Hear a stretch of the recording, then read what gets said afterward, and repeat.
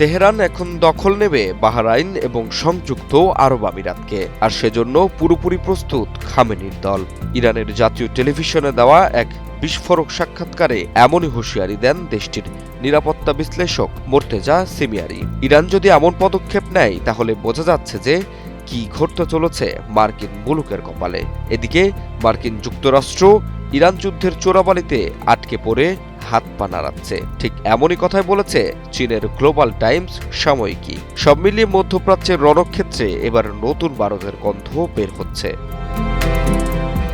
পতনের দিকে এগিয়ে যাচ্ছে মার্কিন যুক্তরাষ্ট্র, এমনই চাঞ্চল্যকর তথ্য দিয়ে একটি সাময়িকী প্রকাশ করেছে ইরানি সংবাদ মাধ্যম পার্স টুডে। নিজস্ব বিশেষজ্ঞদের উদ্ধৃতি দিয়ে এই সাময়িকী লিখেছে, ওয়াশিংটন এমন সময় ইরানের ওপর হামলার তীব্রতা কমানোর কথা বলছে যখন গোটা পশ্চিম এশিয়া অঞ্চলে সেনা ও সামরিক সাজ সরঞ্জাম বাড়ানোর উদ্যোগ নিয়েছে ট্রাম্প সরকার। আর এ থেকেই বোঝা যায় মার্কিন সরকার ইরান যুদ্ধের চোরাবালিতে এমনভাবে আটকে পড়েছে যে এই চোরাবালি থেকে বের হতে চাইলেও সেখান থেকে বের হতে পারছে না তারা।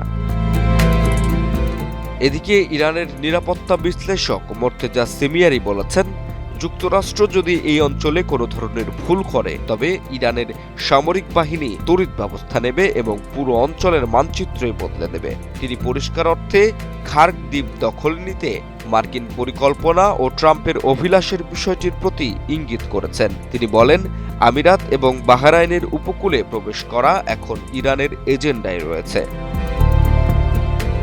এই হুঁশিয়ারি এমন এক সময়ে এলো যখন আরব দেশগুলোর সাথে ইরানের সম্পর্কের পারদ চরমে।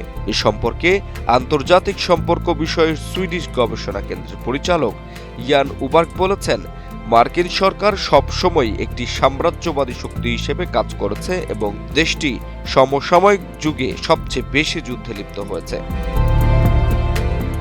সব মিলিয়ে উপসাগরীয় অঞ্চলের বাতাস এখন কেবলই তপ্ত নয়, বরং এক ভয়াবহ আঞ্চলিক পরিবর্তনের অপেক্ষায় স্তম্ভিত হয়ে আছে। জাহিদ হাসান সাব্বির, বাংলা নিউজ 24।